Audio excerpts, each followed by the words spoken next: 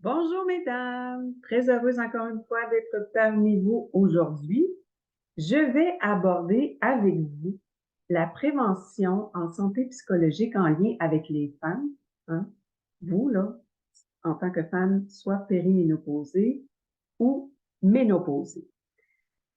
Comment la prévenir selon vous? Eh bien, c'est d'adopter d'abord une bonne hygiène de vie, que ce soit en pratiquant l'activité physique ou encore une saine alimentation. Et quand je parle d'une saine alimentation, c'est entre autres d'éviter ou du moins de tenter de réduire la consommation de drogue, de tabac et d'alcool. Alors, tout ça va vous permettre de diminuer l'apparition de troubles de l'humeur et des sentiments dépressifs. Maintenant, je vous présente 5 des 10 trucs pratico-pratiques qu'il est possible de faire, que vous allez vous-même tenter d'exercer au quotidien pour optimiser votre santé psychologique. Que vous soyez anxieux, stressé, triste, irritable ou que vous avez des fluctuations d'humeur. Vous allez voir, ces trucs-là sont simples, accessibles. Ça va vous permettre d'obtenir une santé mentale un peu plus saine et une vie un peu plus équilibrée. Commençons. Le premier truc que je vais vous donner, en fait, ça sera pas facile, mesdames, mais c'est possible. C'est ne faire qu'une chose à la fois. Oh mon Dieu, qu'est-ce que je vous demande là, hein? On le sait, hein, les femmes sont reconnues pour faire plusieurs choses en même temps. On est bonne là-dedans. Mais est-ce que c'est vraiment efficace? Pas toujours. Donc, il est prouvé que de faire trop de choses en même temps, bien, on ne focus pas assez. Donc, en bout de ligne, c'est pas nécessairement toujours efficace. Alors, ce qu'il faut faire, c'est de tenter de faire une action à la fois parce que ça nous permet d'être dans le moment présent, le ici et le maintenant. Et vous allez voir, ça va vous permettre de diminuer votre niveau de stress.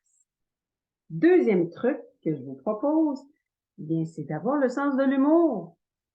Bien, ça a l'air banal comme ça, mais oui. Je le sais que durant une période un peu plus difficile mentalement ou psychologiquement, hey boy, ça nous tente pas toujours de rire, hein? Mais c'est justement le moment d'essayer de déclencher le rire. Il existe des techniques pour ça, comme le yoga du rire. Trouvez vos propres moyens, à vous de déclencher le rire, ne serait-ce que d'écouter une vidéo drôle sur YouTube, vous amuser avec vos animaux de compagnie, si vous en avez, ou encore de chatouiller vos enfants, peu importe. C'est à vous de trouver vos propres astuces à vous pour rire au moins une heure, pas une heure, mais une minute par jour. Une heure, ça serait exceptionnel, mais une minute par jour pour justement stimuler vos hormones du bonheur, hein, les fameuses endorphines. C'est excellent pour la santé mentale. Troisième truc, eh bien, c'est quelque chose qu'on oublie, qui est sous-estimé, c'est de faire du bénévolat. Ben là, vous allez me dire, ben voyons, voir si j'ai le temps de faire du bénévolat, j'ai de la difficulté à respirer. Ouais, mais tentez peut-être une fois de temps en temps de vous impliquer dans une cause, si c'est possible. Parce que de faire du bénévolat, oui, ça va aider la collectivité, mais ça va vous aider à vous aussi. Parce que vous allez vous sentir utile et vous allez développer davantage votre estime de soi et ça va augmenter votre confiance en vous, je vous le dis. Quatrième truc, j'en ai déjà glissé un mot, mais c'est de favoriser des relations saines et positives. Hein? Évitez les personnes toxiques qui sont toujours négatives, qui critiquent tout le temps, qui vous nivellent vers le bas. Si vous vivez une période un peu plus triste ou dépressive, c'est vraiment pas le temps de les côtoyer parce que c'est pas eux qui vont vous aider à optimiser votre santé mentale, je vous le garantis. Alors, essayez autant que possible de les éviter. Et comme cinquième truc, bien, c'est de ne pas négliger vos passe-temps, mesdames. C'est hyper important. Faut pas s'oublier. Quand on vit une période difficile psychologiquement, il faut prendre le temps d'avoir du plaisir. Et pas juste du plaisir éphémère. C'est quelque chose de constant, régulier.